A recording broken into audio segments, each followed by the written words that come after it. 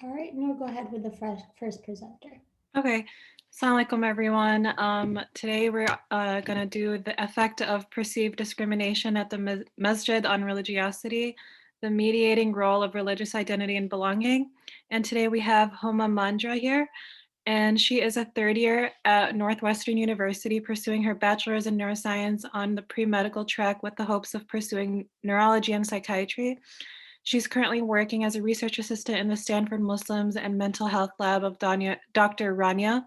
Homa is also a co-founder of the Muslim Mental Health Initiative at Northwestern University, which aims to provide free counseling services by Muslim therapists. She is passionate about removing barriers on access to mental health care in Muslim communities and prioritizing holistic treatment of both mental and physician well-being as a future healthcare provider. And you can go ahead and start. Thank you. Thank you so much, Noor, for that introduction. I'm going to start sharing my screen now.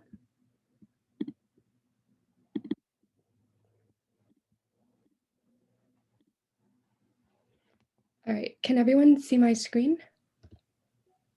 Okay.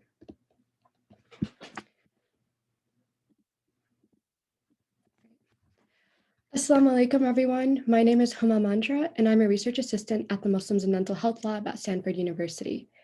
Today, I'm presenting on behalf of my team, and there has been a lot of work and support by all contributors behind the scenes. So with that being said, I'm so grateful and honored to be here today, and I'm very thankful for all of your time. Our topic today explores the effect of perceived discrimination at the Masjid and its effect on religiosity and the mediating roles that religious identity centrality and belonging play. So in the past year, we've all experienced an aggravated racial climate that led to the resurgence of different social justice movements. But this renewed call for equality, it left us thinking about the discrimination that takes place in our own communities as Muslims. So we hope this presentation can propel discourse around this topic, and most importantly, we hope it can create awareness and change that is ultimately beneficial for all of our Muslim communities, inshallah. So when we try to understand the impact that perceived discrimination has on a Muslim's religiosity and masjid attendance, it's first critical to understand why is it so important in and of itself? So briefly, we define religiosity in terms of beliefs and religious practices. And you may be wondering, why is it so important to study the effect of discrimination on religiosity specifically? So this is because previous literature has actually shown that religiosity is associated with well-being and kindness, as well as negatively associated with aggression and problem behavior. And we also define religious spaces as a place where Muslims come together, for the purpose of worship, for the purpose to gather in communities. And it's also important that we distinguish between religiosity and attending religious spaces, because literature indicates that it is possible for someone to be, religious in some aspects of the religion, but not in others. For example, you could have a person that is highly visible within a religious community, but does not truly accept its doctrines. Or one could be extremely devotional in private, but not completely religious, outwardly. And so it's no surprise that Muslims experience intergroup discrimination globally, such as Islamophobia. According to an ISPU poll published in 2019, 50% of all Muslims in America reported experiencing intergroup discrimination. And the relation between religiosity and discrimination, it has been explored in the context of intergroup. So past research has actually found that there is a potential bidirectional relation. This means that perceiving intergroup discrimination may lead to higher levels of religiosity, but then on the other hand, religiosity may also lead to discrimination. So for the arrow going from discrimination to religiosity, meaning people who perceive or experience discrimination, that leads them to becoming more religious. So what are some explanations for that? Prior literature has showed that, this could be through using religious coping behavior, such as increased prayer. Another explanation draws on the social identity theory. So a threat to one's identity, such as discrimination, can actually be buffered by increasing identification with a group that offers that high level of support and comfort. And so that physical act of attending a religious space, such as a masjid, and interacting with the community can actually serve as a protective factor. But research has also shown, like I had mentioned before, that on the flip side, there's also that relation going from religiosity to now discrimination. And a couple of explanations for that have been, A Muslim's outward experience, such as a woman wearing a hijab, makes her more easily identifiable as Muslim, for one, and second, puts her at a greater risk.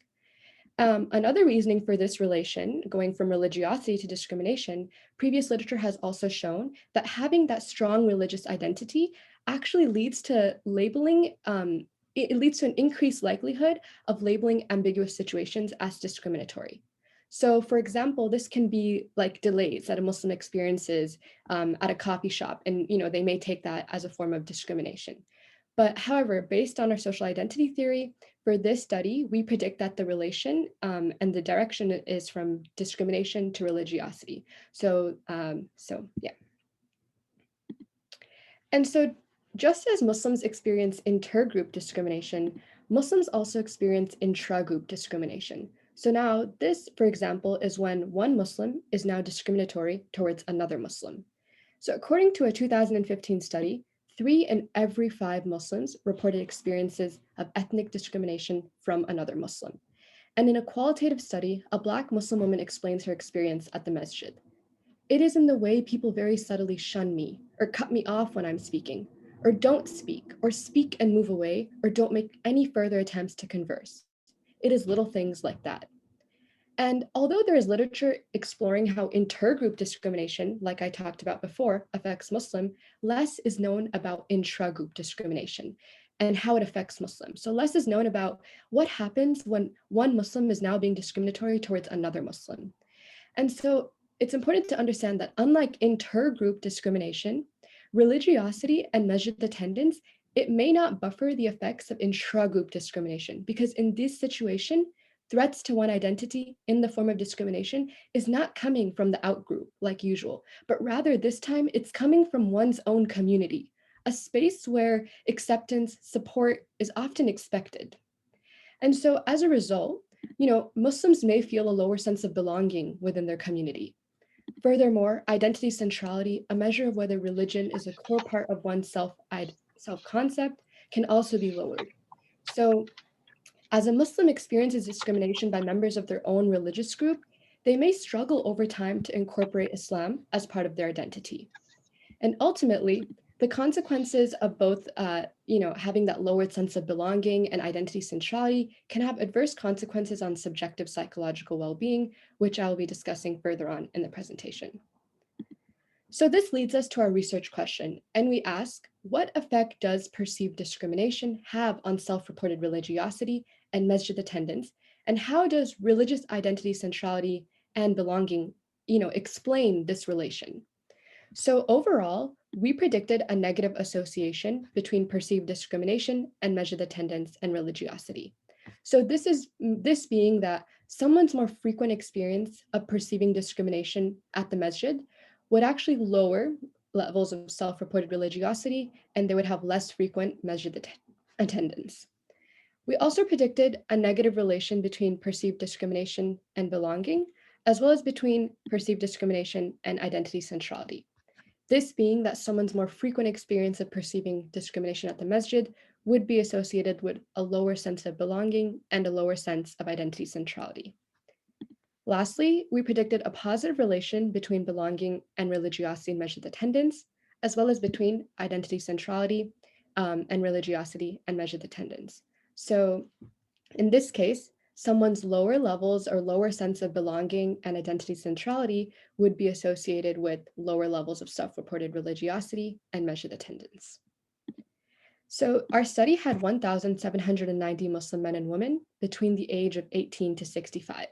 And the data used in the study came from an online survey distributed by the Yaqeen Institute for Islamic Research during the spring of 2020.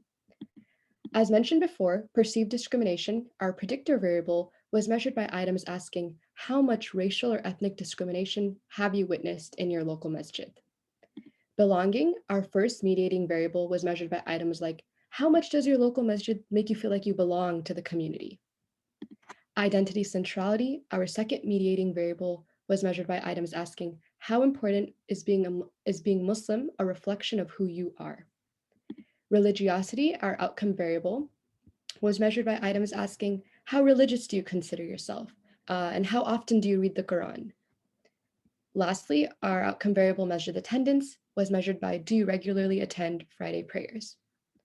All variables were measured using a 5-point Likert scale, and we investigated these variables through a parallel mediation analysis where we looked at the relation between perceived discrimination and its effect on religiosity through the mediating roles of identity centrality and belonging.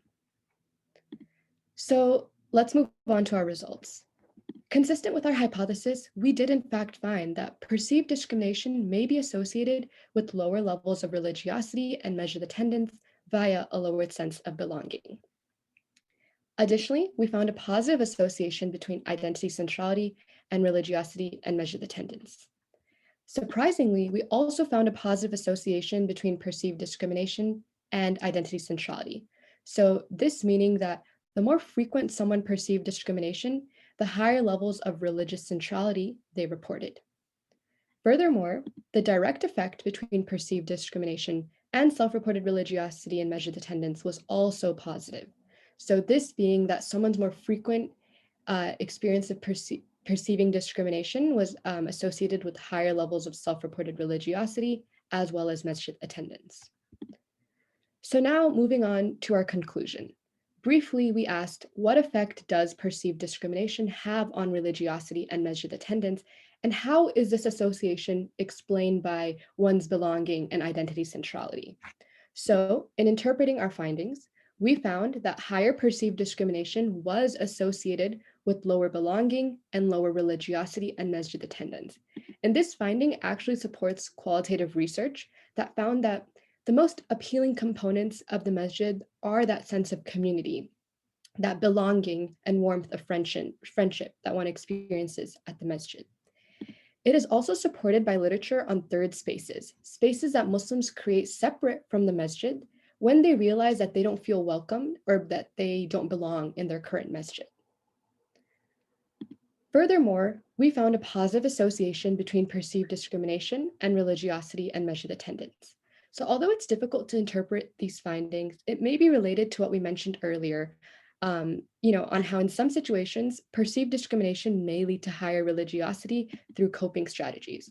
So if you guys remember in the first couple slides that we had that arrow going from discrimination to religiosity, and one of the explanations for that was using coping strategies.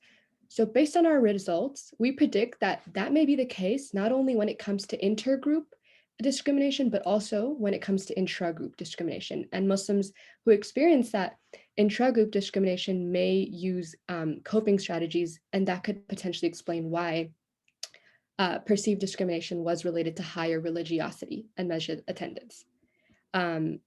Also, since our study is correlational, it may be that higher religiosity is leading to higher perceived discrimination, as literature indicates that religious people just may be more attentive to intra-group discrimination because religiosity is just so salient in their minds. However, it is also important to note that our sample was highly religious. Lastly, we found a positive association between perceived discrimination and identity centrality, and this is also contrary to our predictions. Prior literature exploring this association is actually mixed. So, for example, there is literature to support that higher identification is associated with higher levels of perceiving intra-group discrimination. However, on the other hand, qualitative research reveals how it's actually in the opposite direction, and that perceiving discrimination can lead to disidentification and a lower identity centrality. And this is supported by a qualitative study that we found. As one young Muslim girl explains, I couldn't get over why men in the masjid are so cruel. It's like they really hate women. I almost left Islam because of how they treated me. Lastly, in our model, we looked at identity centrality as a mediator, but there is also literature that indicates that identity centrality could be a moderator. So further investigation is needed. And so based on our findings, it's important to understand, what do these results really mean? And one of our questions that we wanted to ask was, how are these results linked to the psychological well-being of our Muslim community? So prior literature has shown that lower religiosity and religious attendance is associated with psychological distress, and lower belonging is also associated with depressive symptoms and lower life satisfaction. And so this piece is really important because we did find that Perceiving higher discrimination may have led to lower belonging, and which may have led to lower self-reported religiosity and less frequent measured attendance. But this piece about this implication on well-being is especially important in an intergroup context like America. Because if your broader society in America is discriminatory, in other words, you don't belong, and then your faith community, such as your Muslim community, is also discriminatory, in other words, you don't belong, then where are these Muslims going to meet their need to belong, which is such a fundamental human motivation? Where are they going? And so what this tells us is that it is critical and crucial to examine intra-group relations, and it's fundamental to understanding the role that Muslim communities, such as masjids, may play in providing the support that is needed to cultivate that well-being for Muslims. And we reiterate on the belonging point and say that it is not faith alone nor community alone that contributes to the greatest well-being, but rather communities of faith. And so based on what we have learned from our research, it's really important to understand and recognize that the greater meaning of the study, it goes beyond statistical analysis and numbers. Because when we truly zoom out of the big picture here, what we're really thinking about, what's truly at stake here, is the well-being of our Muslim community. So, perceiving discrimination at the masjid, as we have seen, may lead to, lower self-reported religiosity, less frequent measured attendance, but just as importantly, it's affecting a Muslim sense of belonging, their acceptance into their communities, their integration into their Muslim communities, which is also a very big component. And so it may be that we may not be able to control much of the intergroup discrimination that Muslims experience globally. However, when it does come to intra-group discrimination, especially when it is taking place at a masjid, we believe that some intervention is warranted. And so let's look at some future directions that we have come up with based on our research. First, it is critical that members of the masjid hold awareness of the current social climate. If masjids are able to recognize and acknowledge the grievances that members hold, the makeup of the masjid, the interactions that are taking place, they may be better able to meet the needs of their Muslim community when situations arise. Secondly, we propose that researchers can develop a Muslim community well-being scale that could be administered by community members at a local masjid. And so by having this well-being scales, masjids can have data, which can let them know what is the relationship that Muslims feel at their masjid. How is the relationship with the masjid, with the community members in the masjid? And once again, having that information, having that data, becoming aware and having that awareness of what's going on can just lead to being able to better meet the needs of the Muslims that attend these spaces.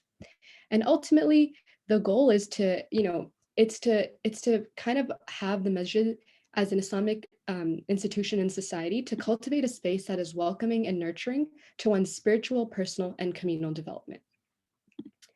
I thank you all very much for your time, and I'm so grateful to share the work that my team has done with you all, and I look forward to answering any questions or listening to any comments in the Q&A session, inshallah. Thank you very much.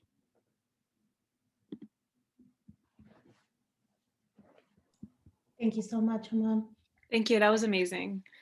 Okay, so I'll go ahead and start sharing the screen for this next section. 1 second. So today's presenter, or the second presenter, couldn't be with us. We have a virtual recorded video that we'll share.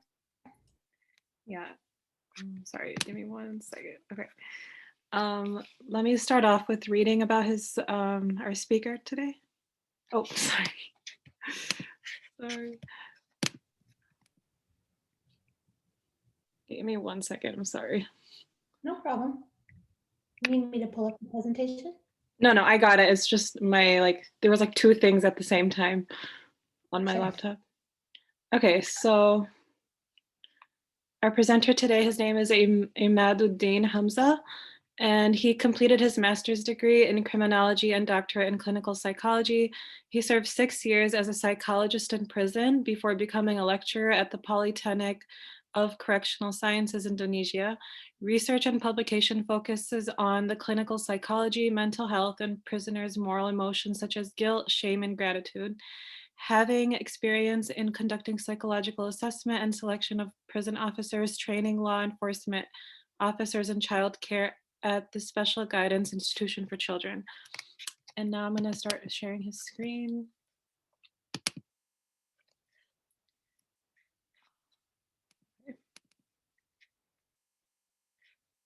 Can you guys see this or? Yep, we can see it. Okay. Just make it full screen. Okay. And can you hear it too?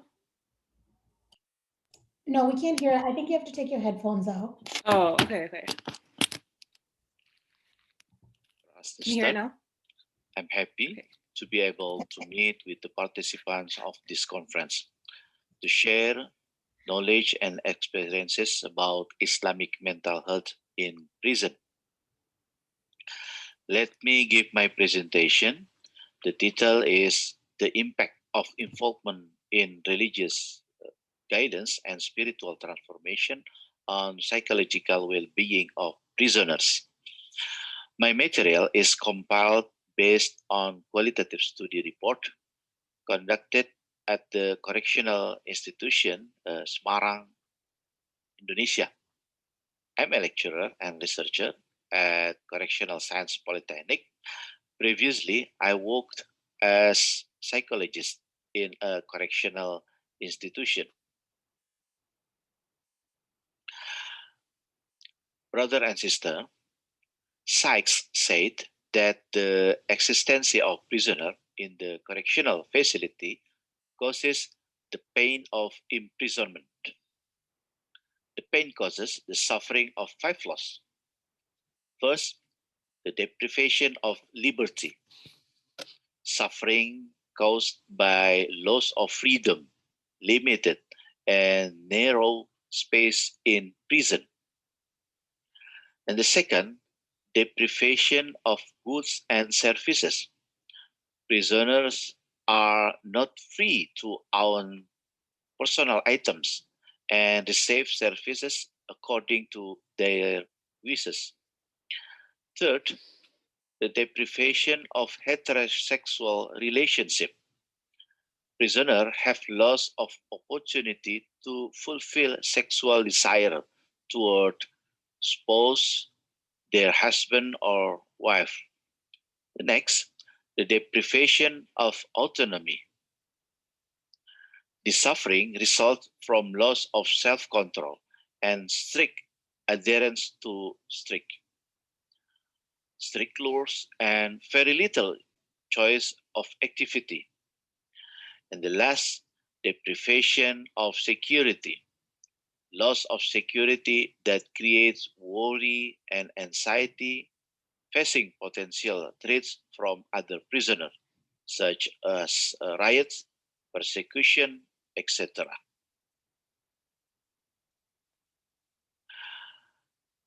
Brother and sister, the condition of the inmates under sentences create psychological problems. Deprivation in prison triggers stress, such as emotional stress and traumatic experiences. Stress can result from negative treatment of another inmates and prison officials. There are various forms of psychological disorder of prisoner. As is the case with some prison, that some prisoner attempt suicide, depression, and schizophrenic disorder caused by intense feelings of guilt, shame, and frustration. In addition, some prisoners associate with more experienced recidivism and criminals. Prisoners can learn new criminal techniques and form new criminal groups when they are free. That condition causes the potential for recidivism to be higher.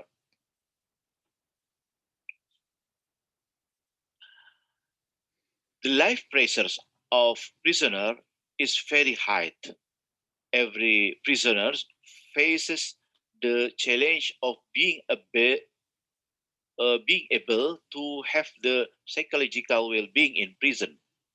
Based on data Directorate General of Pemasyarakatan in 2020, the number of prisoners in Indonesia exceeds the capacity of prison. The excess reaches 99%.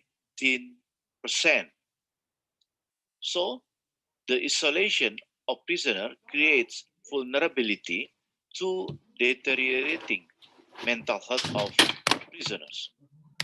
Based on our observation, we saw several Muslim prisoners who took part in Islamic religious guidance activities showing calm. They are active and seem to enjoy daily life more comfortably than other prisoners. Thus, we explore that phenomenon through research.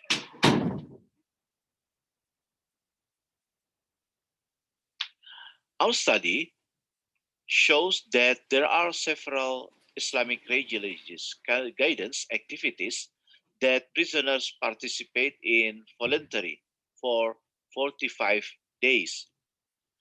Guidance activities are carried out every day on a schedule from morning to evening and cooperate with Islamic organizations.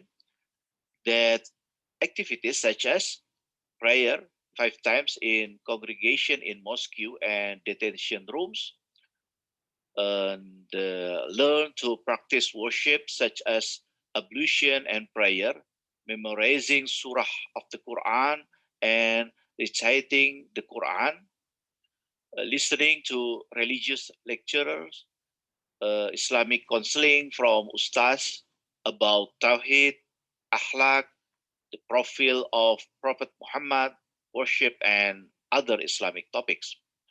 They make events to celebrate important Islamic religious day such as Eid al-Adha, Eid al-Fitri, Isra Mi'raj, the Prophet Muhammad birthday, and these events involve correctional officers and Muslim brothers from outside the prison. In Islamic guided activities, prisoners do collective dhikr. They do tasbih, tahmid, takbir, and tahlil activities, pray led by an imam.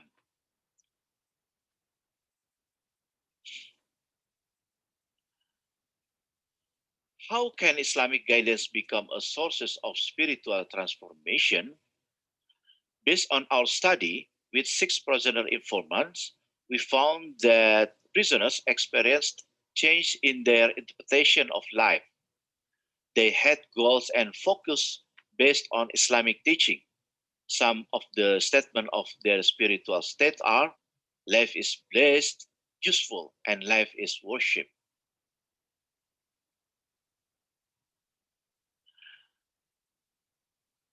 Thus, inmates who experience spiritual transformation, they express personal feeling, such as feeling calmer in prison. Different when they first enter to do not follow the guidance of Islam. They are more patient with positively and act carefully. In addition, they have internal motivation to increase religious knowledge and capacity and share with other inmates. Next important finding, the prisoner answer describe the good psychological well-being condition. Prisoners believe that they are meaningful and have a purpose, organize their emotion and social behavior better. They feel their time in prison more productively and have a quality life. As they said, after getting involved in Islamic guidance activities, I got the benefit of the heart to feel calmer, able to think positively and clearly. Another prisoner said, the most memorable things in life after following the guidance, Alhamdulillah. At first, I couldn't read Quran.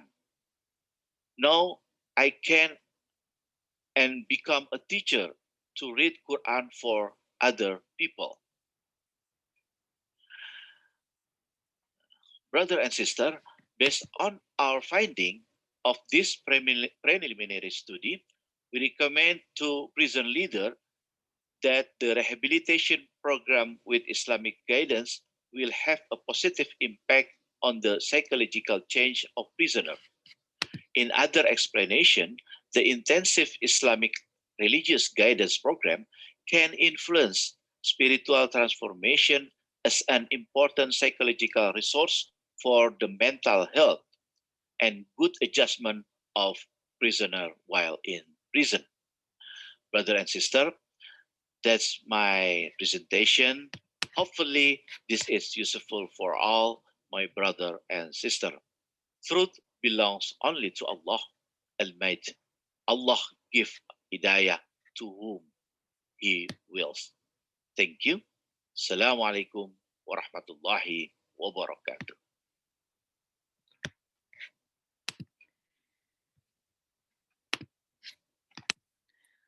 Thank you everyone for listening.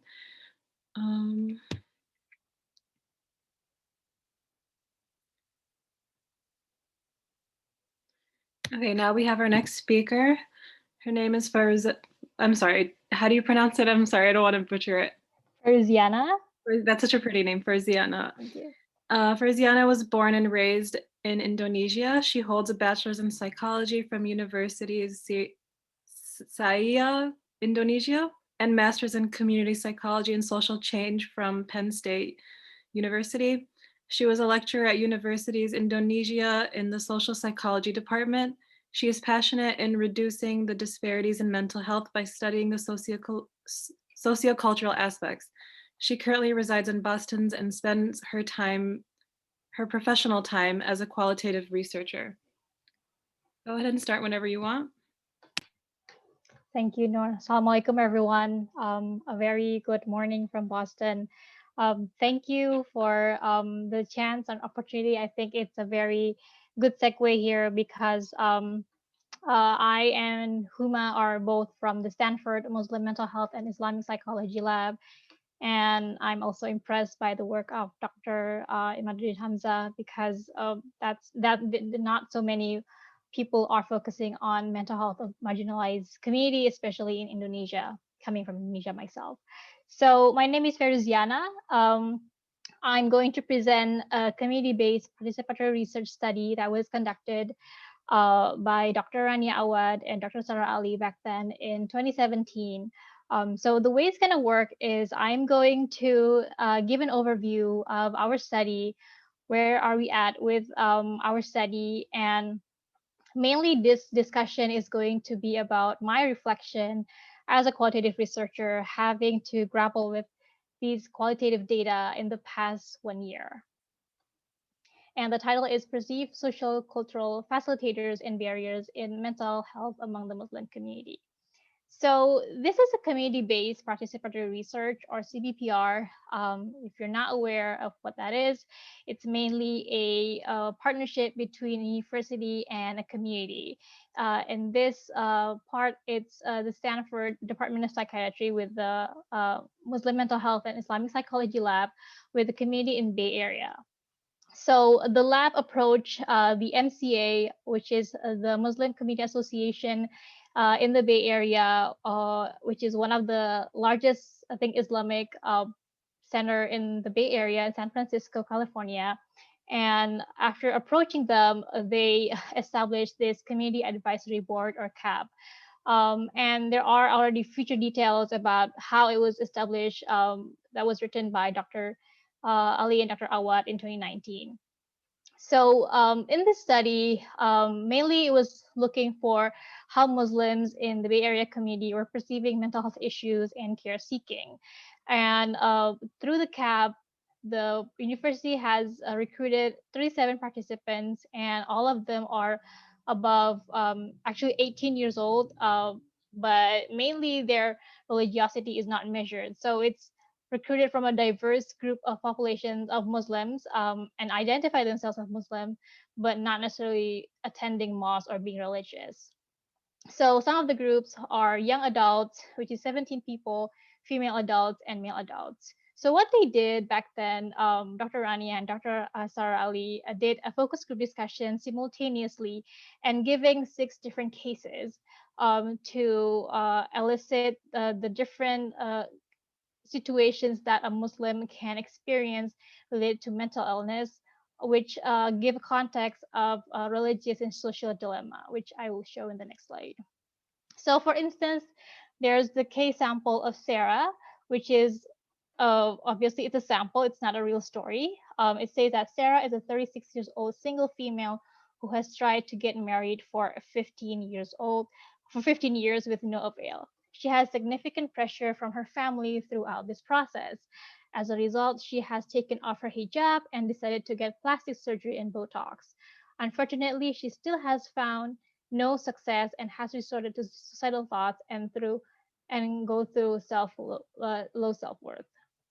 So these are the kinds of case scenarios that was presented in the focus group discussion. There were other 5 case scenarios, which is about Muslim women who immigrated from another country and had to adjust with family issues. There's another not being able to get married issue of a man, and there's an issue of an elderly man who was feeling very lonely after his wife passed. So all these many different cases. Um, so what happened with after the focus group discussion, all the discussions were all recorded and it was transcribed verbatim. And then all the data were coded, and there are different questions that specifically were being asked, such as what is the role of religious leader, what is the role of family, what is the role of friends, what is the role of community, and all of them are separated in different codes. So speaking about that, all of those roles are actually going to be a paper, inshallah. So you can look forward to read the papers of the findings of this study. But what I'm going to discuss in this presentation, I want to take this space because we can discuss about how I reflect as a qualitative researcher on other factors that I'm seeing happening here, which is the sociocultural factors, uh, which are the facilitators and the barriers. So I took out the data that was specifically under the community code, and I found some interesting quotes. There are many actually that I generated into 2 themes, which are sociocultural barriers and sociocultural facilitators. So what I mean here as sociocultural, it means the social and cultural factors that promotes or either challenges the mental health in the Muslim community. So the first one is the facilitators. There's 2 different sub-themes that I categorize, and their barriers, there's 3 different sub-themes that I categorize.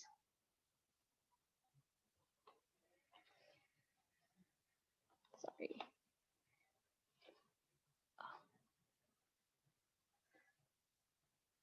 Okay, sorry, it was freezing. So first one is the perceived facilitators. So these are all the quotes that are that were found from the discussion that in the focus group discussion.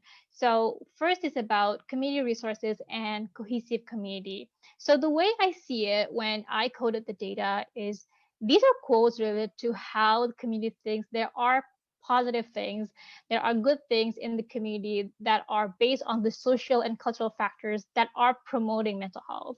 So for instance, the community resources. I will read the quote. So these are the services we have in the community. This is the moms group. This is Sunday school. These are people from your sort of cultural background that have a group. They can maybe connect them with certain community members who volunteer to welcome new people in. There could be a welcoming package, and I know that some people are starting to do things like this for converts. So this quote is in the context of a case scenario about how Muslim community can actually be welcoming to people who are coming from a different country, so they don't have to face a difficult adjustment with the acculturation and other issues that are happening as someone who is new to the country. And the second one is about the cohesive community. So we know that Muslim population is a very cohesive community. We're a very tight community, and it's come in to seek help for religious leaders. There's care from friends, there's care from family, and there's one quote saying that. So if he has this issue, his parents, his close friends, relative should take him to the good scholar that will explain to him about what is his intuit, because this is Allah telling him this is not good for him. So seeing these two quotes from all other quotes, it's showing that there is like the good and positive things in our community that is supporting people's mental health. But then moving on to the barriers. So the barriers actually stood out to me because these are just some of the quotes that we got from the community, and there's actually many more. So I divided this in three different sub-themes. The first one is social norm bias, the second one is perceived discrimination, and the third one is a non-empathic response.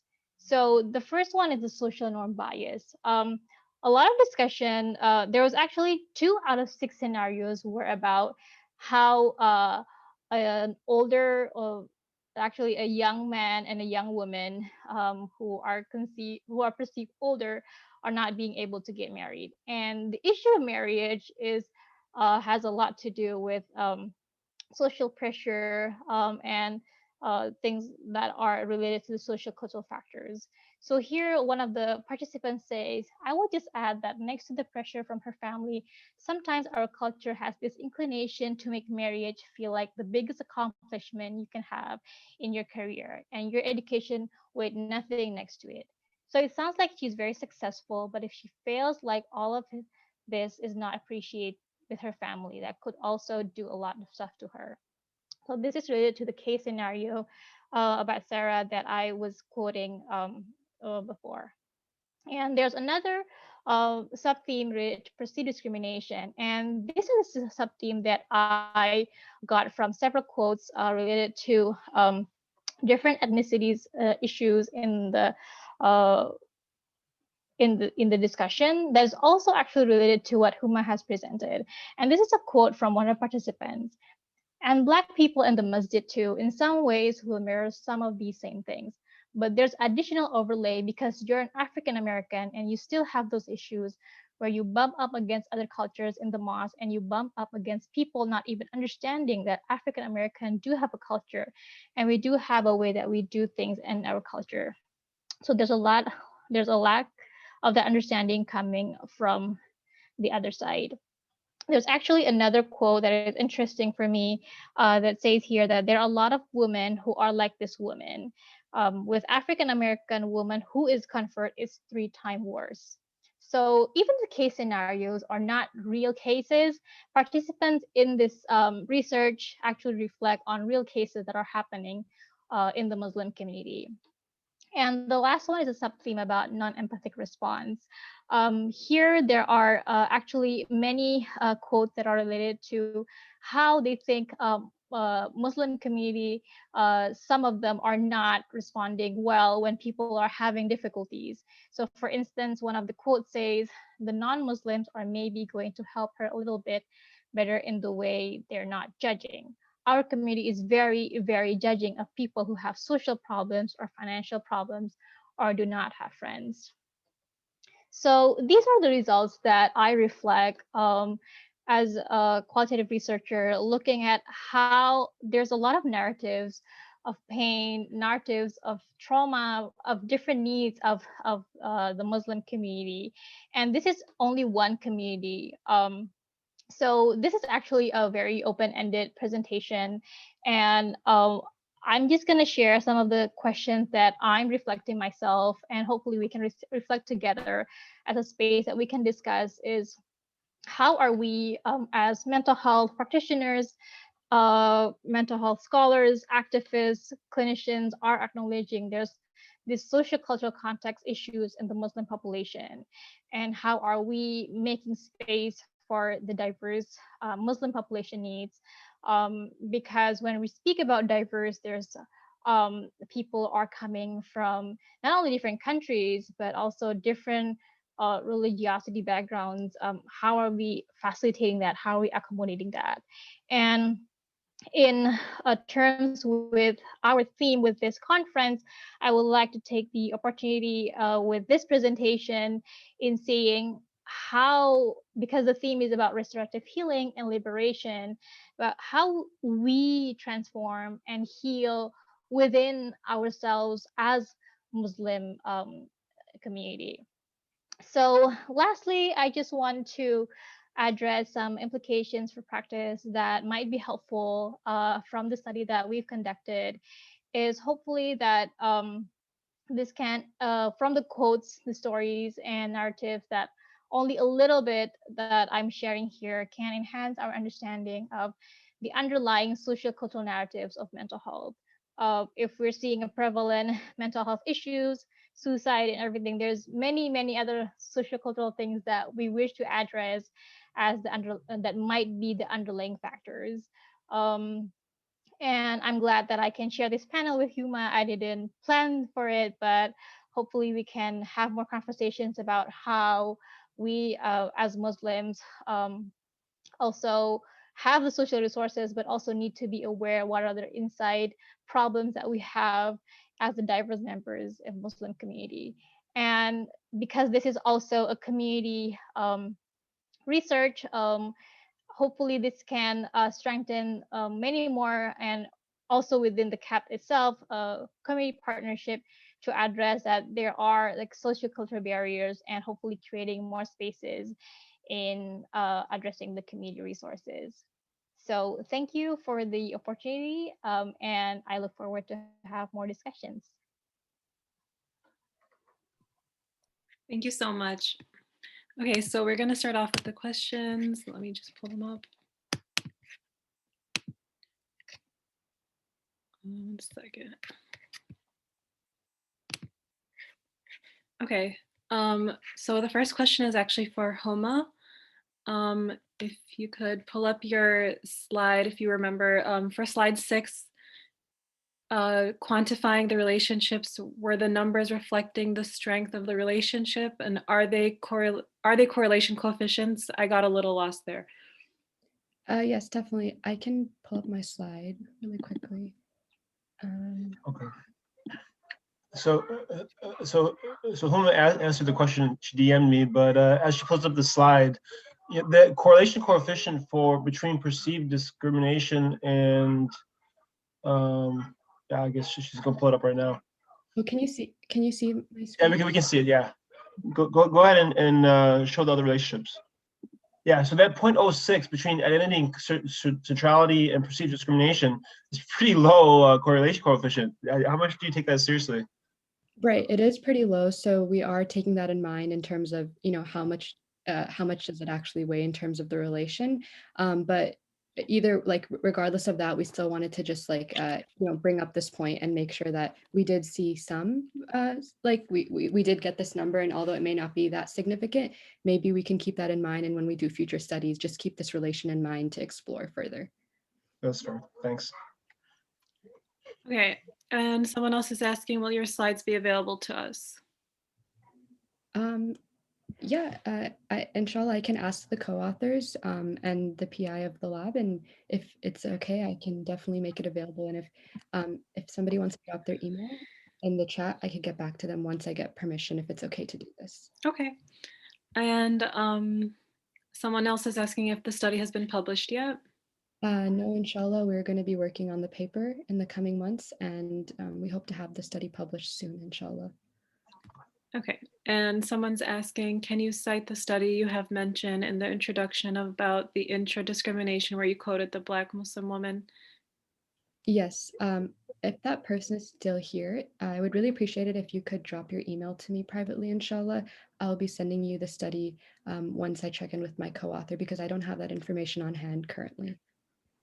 Okay, and another question is, did you guys look at intra-racial/ethnicity effects? Right. So that's actually a question that we've gotten, while we were conducting this study, and we're going to use that as a next step or a future direction, inshallah. So for this study, we didn't really look at race or ethnicity. We just simply were asking about, perceived discrimination in the masjid and what affects that has, but a future direction of ours is looking and diving deeper into, the ethnic and racial differences and having that data. So we hope to do that as a next step, inshallah. Okay. Thank you. I actually have a question. Did you look into like Sunni Shia in this study, or was it kind of just all towards the Muslim? Yeah, I believe we didn't look into Sunni and Shia in this specific sample and study, but I think that's definitely an avenue of research, and I think it's definitely something we can explore in like future studies. Okay, thank you so much. And then I think that's all the questions for you. I'll stop sharing my screen.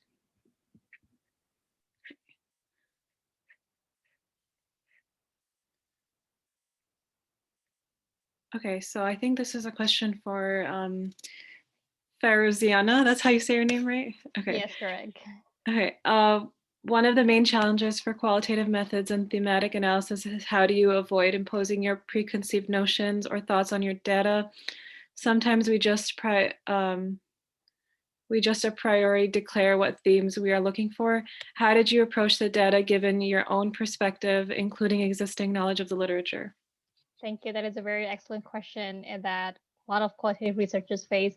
I think I hold more responsibility when I am writing a paper. And right now in the writing paper process, it's a circular process. It's not linear. For our paper, I've been deconstructing and reconstructing our themes for many times actually. So it's taking a lot longer than the quantitative studies. And that's one thing. The other thing is, yes, I am aware of existing literature and I try to update myself, reading more literature, in seeing how consistent are the themes related to previous literature or against previous literature.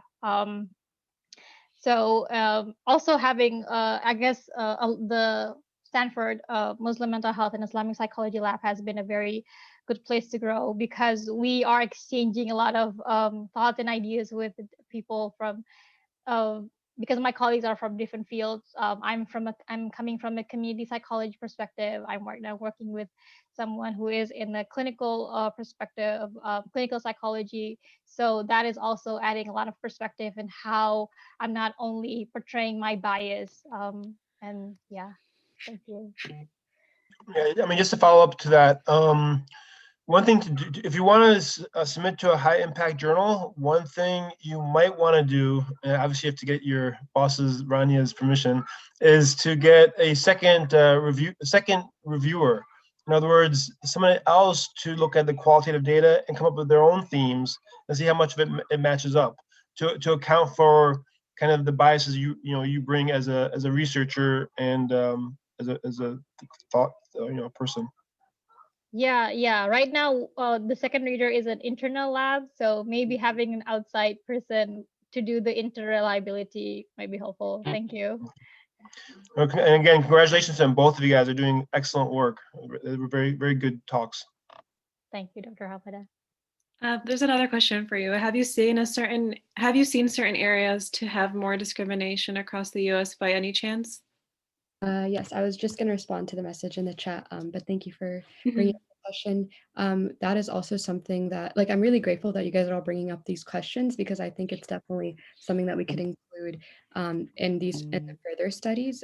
And so I don't have that information on me currently, but thank you for bringing that up and definitely looking forward to including that in the future studies, inshallah. And I don't know if you saw this question too about how do you define the religiosity in your research? Right, so we defined religiosity as a set of beliefs and practices, and that's why you may have been wondering, our outcome variable was religiosity and masjid attendance. So we wanted to, we wanted religiosity to kind of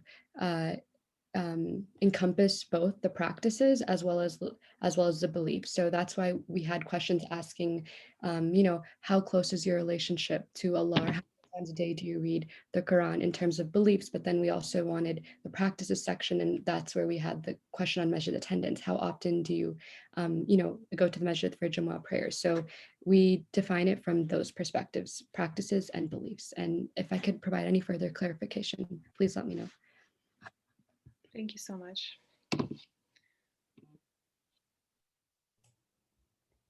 Thank you so much, you guys. I think we have a little bit more time if anybody has any questions, if they just want to pop on, unmute themselves. I would like to say thank you for bearing with us as we navigate trying to keep our families quiet for 8 hours of Zoom. So really appreciate you bearing with us with that. Thank you.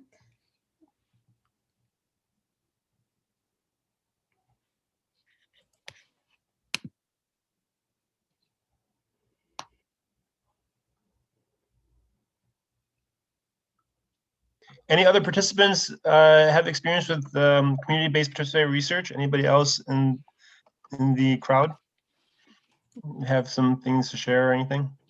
Or qualitative research?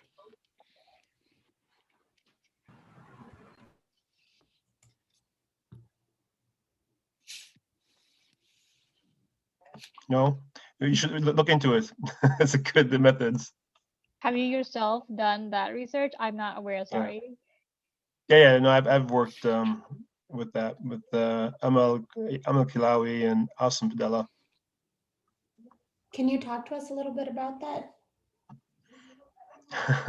Well, so I mean, I think so. It's an interesting model. What it basically is most research that we do is very top down. The researchers, the primary investigators, come up with the ideas, the hypothesis, the research methods.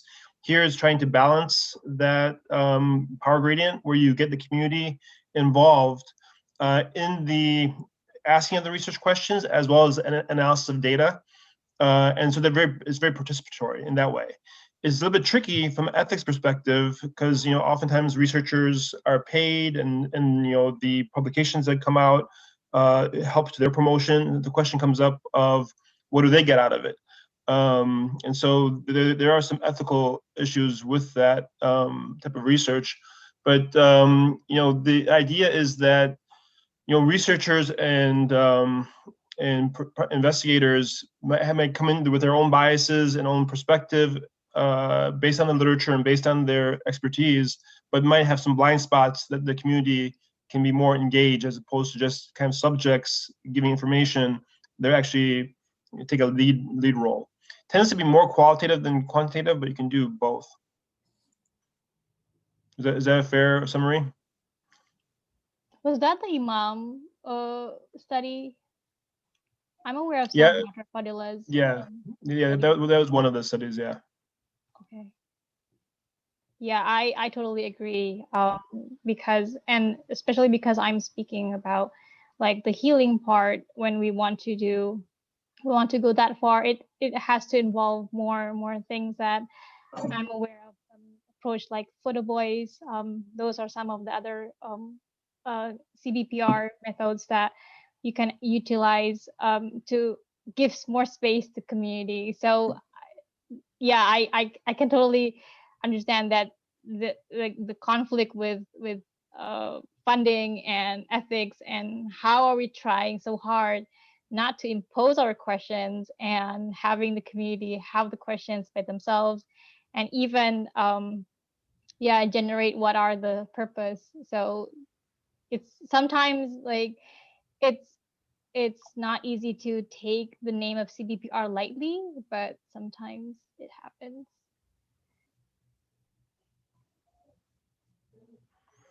Very good. Thank you. Thank you so much, everyone. All right, thanks again.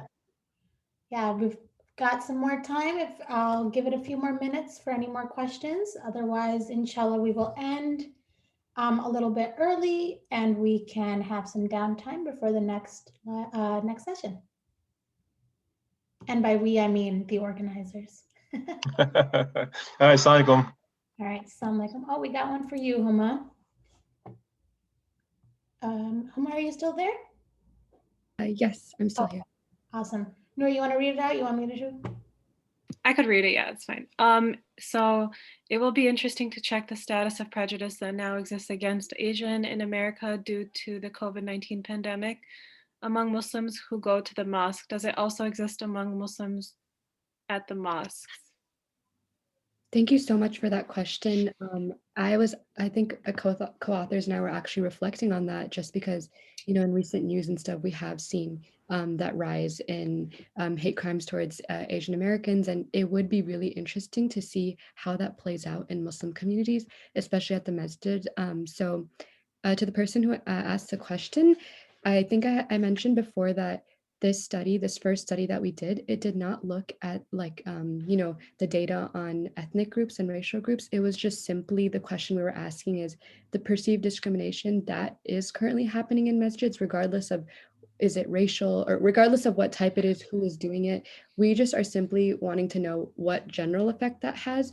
But from the questions that I've been getting in the chat and general feedback that we've been getting, it seems like a study, looking at kind of looking at it through a lens of separating it based on like race and ethnic, that could really help to get more insight. And so definitely it's something that we'd like to pursue as a future study, inshallah. And so we'll definitely keep that in mind when we take on future directions. Is there a big community of Asian Muslims in America? As in maybe I'm specifically talking about the Chinese Muslims. Let me pull up our sample for you. So in our sample we had right, so I don't have the specific data on you said Chinese Muslims? Yeah, Chinese Muslim. Yeah, that's a really interesting question. The data that I have, I could give you the demographic breakdown. In the sample that we had 10% white, 26% Black, 33% South Asian, and 14% Arab. So I don't have the exact, I don't think the survey exactly asked, if to check off if like you're a Chinese Muslim or whatnot. So I think I don't have the answer for you, but I think it's a really important question, and I could try to contact the person who conducted survey and maybe get back to you, inshallah. Yeah, I was just wondering whether there's a double jeopardy there when you are Muslim, this especially a Muslim wearing a hijab and all, and at the same time you're Chinese or Chinese looking even. It could be a Japanese, could be a Korean person. Whether they are getting a lot more prejudice or biases being done onto them. Yeah, I think it's very important, and it's really important that we look at that and we try to figure out, what's going on in that case. So thank you so much for bringing that up, and it's definitely going to be something that we'll discuss with. Okay, thank you. Yeah, of course. Huma, can I jump in a bit? Yeah. Yeah, so I was also part of that study for a long while, but then I didn't continue. But yes, the question of race is a very important, because in this study that Huma did, there's even there is a question about who is white, because in America, Arab American are considered white. So that's also a question where that goes into bracket. And are we considering Muslims who are Hispanic? Are we considering so there's a lot of in the literature there's a lot of conversations about that, how sometimes people mistaken Arab American as all Islam, and which is not true. So sensitivity to these different ethnicities in Muslim population, I think is very needed and to be acknowledged. So yeah. Wonderful. Thank you so much. Do the speakers want to put their emails in the chat box, maybe, if anybody's interested in contacting you guys? I know some people had some specific questions. Yeah, I'll definitely put my email in the chat box right now. Thank you so much. All right, and I will share that video again for our second presenter who couldn't be with us here in person. Here is his YouTube video. I think he puts his email in there, so feel free to reach out that way to him.